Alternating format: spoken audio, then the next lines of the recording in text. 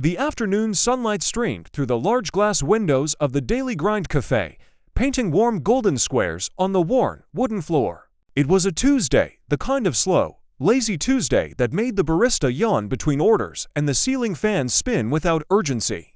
The café was half full with the usual crowd, students typing on laptops, an old man reading a newspaper, and two young women giggling over iced lattes. Then the front door opened, and a woman walked in.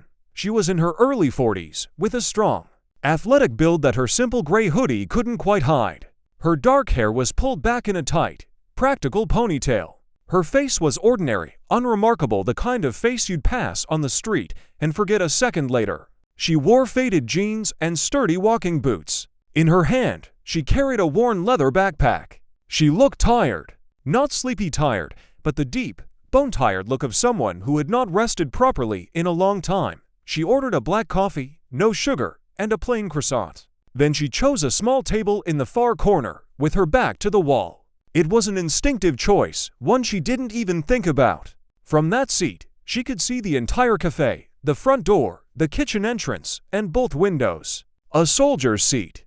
A survivor's seat. Her name was Sarah, and for 12 years, she had been a United States Navy SEAL. Of course, no one in the cafe knew that. To the three men sitting near the window, she looked like just another lonely middle-aged woman.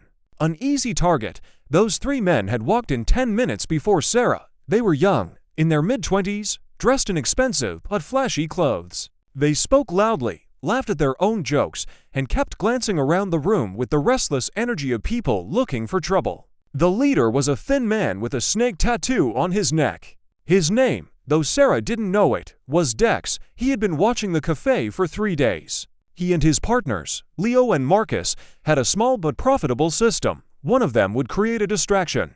Another would block the exit, and Dex would snatch a purse or a laptop from a distracted customer. They had done it 6 times in the last month. Never caught. They saw Sarah order her coffee. They saw her sit alone. They saw her pull out a small, well-worn notebook and start writing slowly, as if lost in thought. She didn't look strong.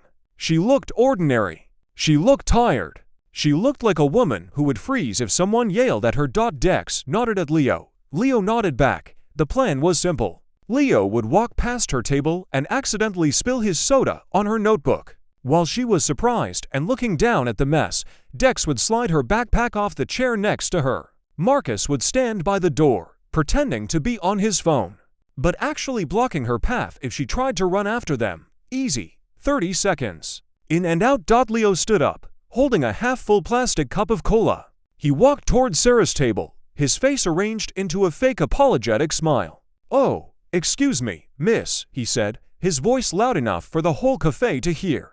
"I'm so clumsy." But Sarah did not look up from her notebook. She heard his footsteps. She heard the slosh of liquid in the cup. She heard the slight change in his breathing as he prepared to tilt the cup. She had heard these same sounds 100 times before, but in different places, in dark alleys in Kabul, in crowded markets in Baghdad, in jungle trails in the Philippines. Predators all made the same sounds, no matter where they were. Leo flicked his wrist. The cola arced through the air, dark and sticky, heading straight for the notebook. 3 things happened at the same time. First, Sarah moved. She didn't flinch or scream. She simply pushed her chair back an inch, tilted her body sideways, and let the cola splash harmlessly onto the empty floor beside her. She didn't get a single drop on her clothes or her notebook. Second, her right hand shot out and grabbed Leo's wrist. Her grip was like a steel vise. Leo's eyes went wide. He tried to pull back, but his hand did not move. It was as if his wrist had been cemented to the table. Third, Sarah looked up. Her eyes were not tired anymore. They were cold, calm, and absolutely focused. Those were not the eyes of a lonely woman. Those were the eyes of someone who had killed men with her bare hands and slept peacefully afterward. "You don't want to do this," she said quietly. Leo tried to laugh, but it came out as a nervous croak. "Do what? I just spilled my OW." She twisted his wrist just slightly, just enough to send a bolt of pain up his arm. Leo's knees buckled. He dropped to one knee beside her table. The cup fell from his other hand and rolled away. Dex, who had been reaching for her backpack, froze. His hand was 6 inches from the leather strap. He looked at Leo, then at Sarah, then at Leo again.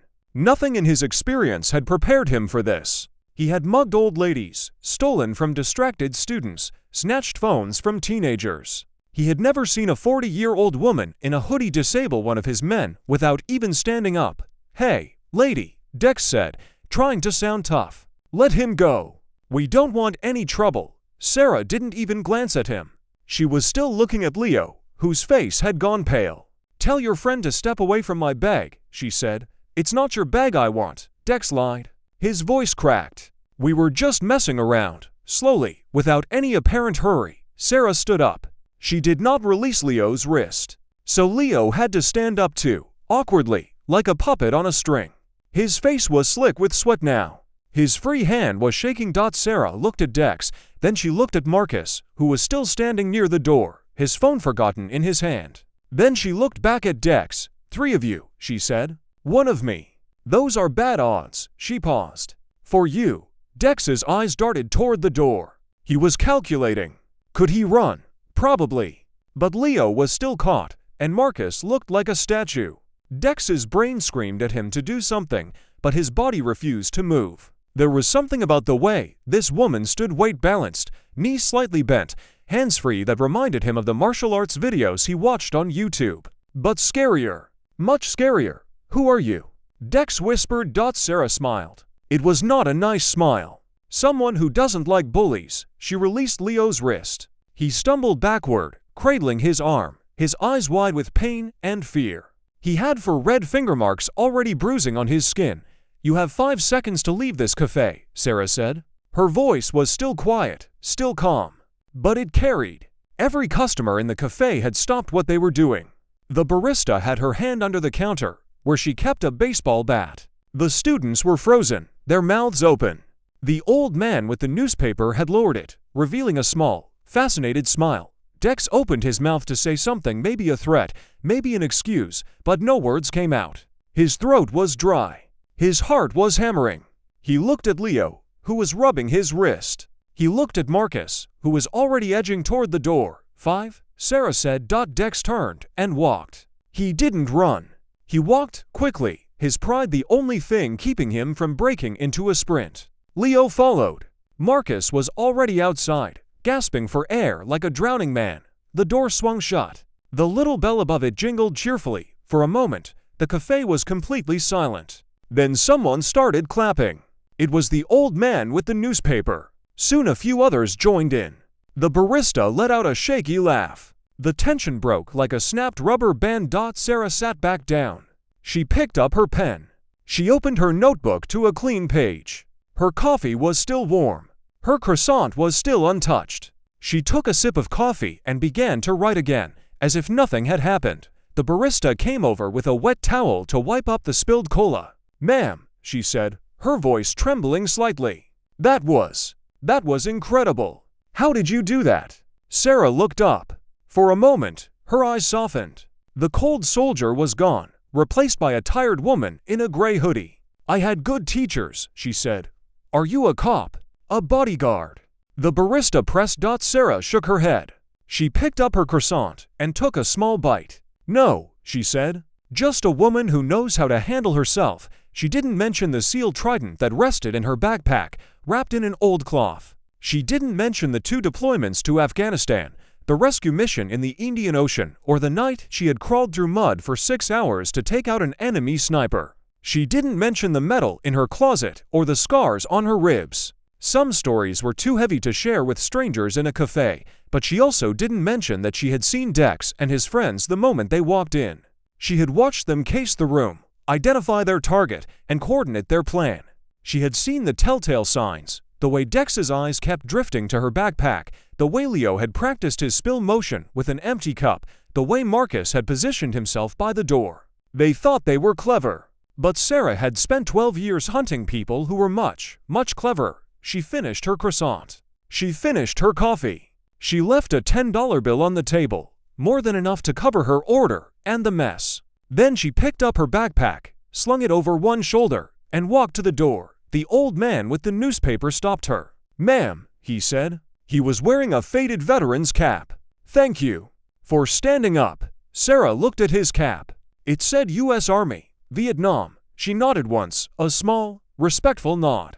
"Thank you for your service, sir. And you," he said quietly. "Thank you for yours."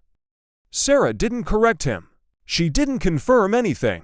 She just smiled, a real smile this time, and walked out into the afternoon sun. The bell jingled. The door closed. Outside, the street was normal. People walked their dogs. Cars honked at intersections.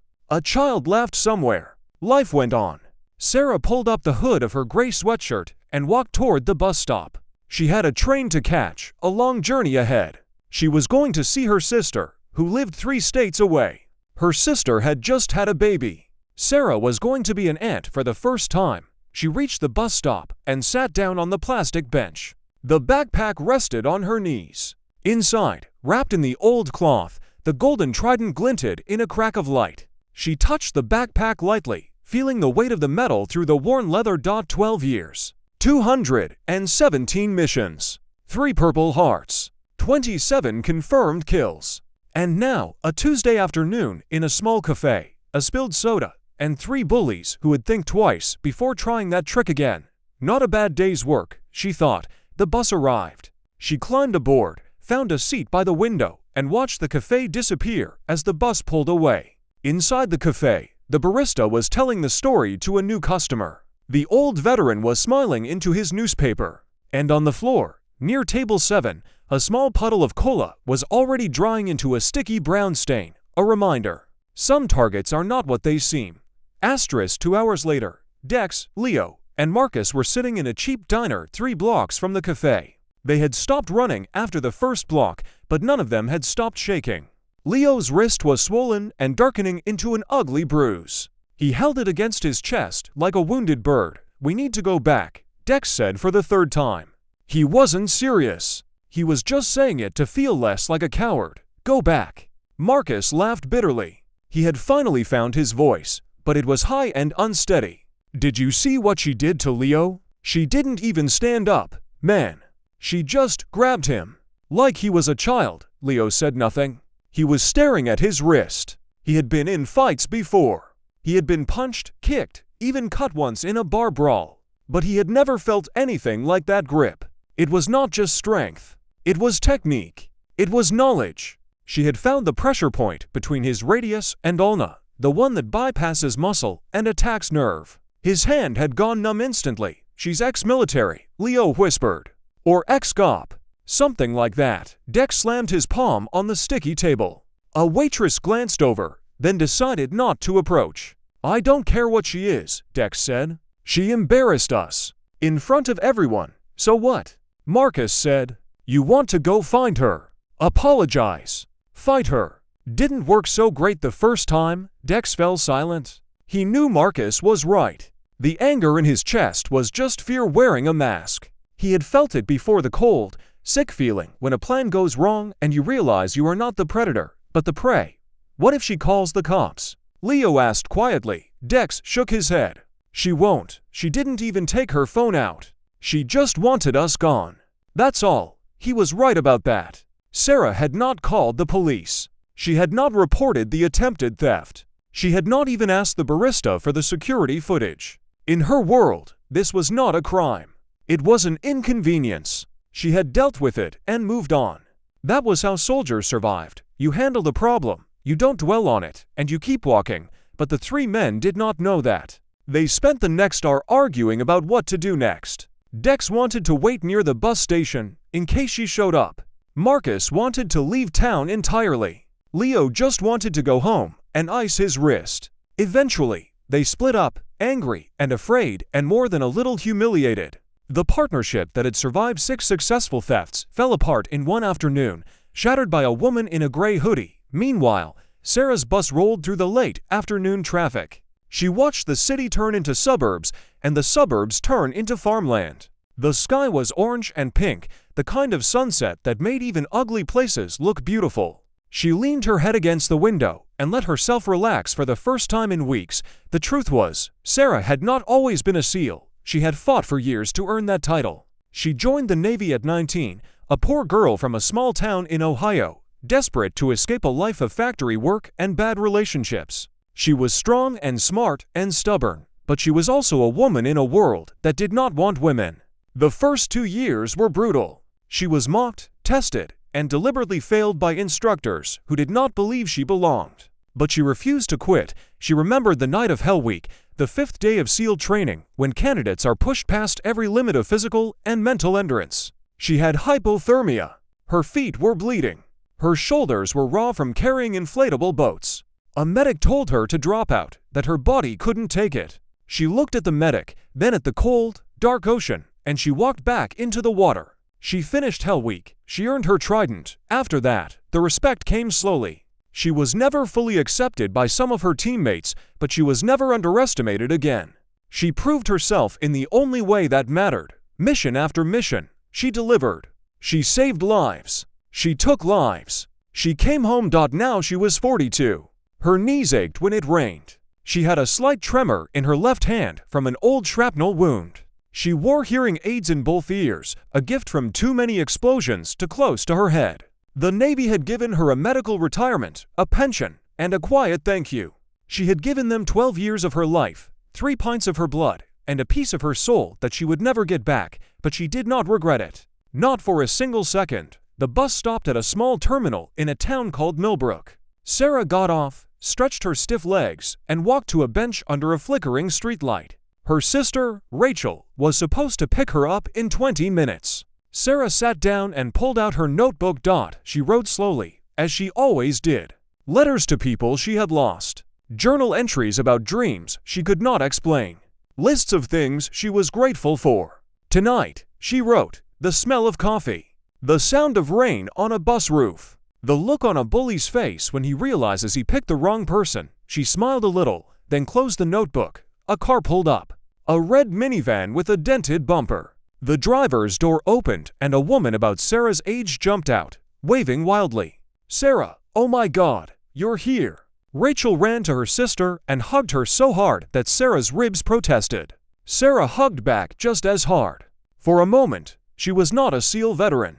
She was just a little sister, home for a visit. You look tired, Rachel said, pulling back to look at her face. And thin. Are you eating? I'm eating. Sarah lied. Rachel grabbed her backpack. Come on, the baby is awake and she looks exactly like you. It's terrifying. She already has your angry eyebrows. Sarah laughed. It was a rusty sound, like she hadn't used it in a while. She followed Rachel to the minivan and climbed into the passenger seat. The van smelled like baby powder and fast food. There was a car seat in the back, pink and covered in duck stickers. Sarah touched the duck stickers gently. You okay? Rachel asked as she started the engine. Yeah, Sarah said. Long day. Some kids tried to steal my bag. Rachel's eyes went wide. What? Are you serious? What happened? Sarah shrugged. Nothing.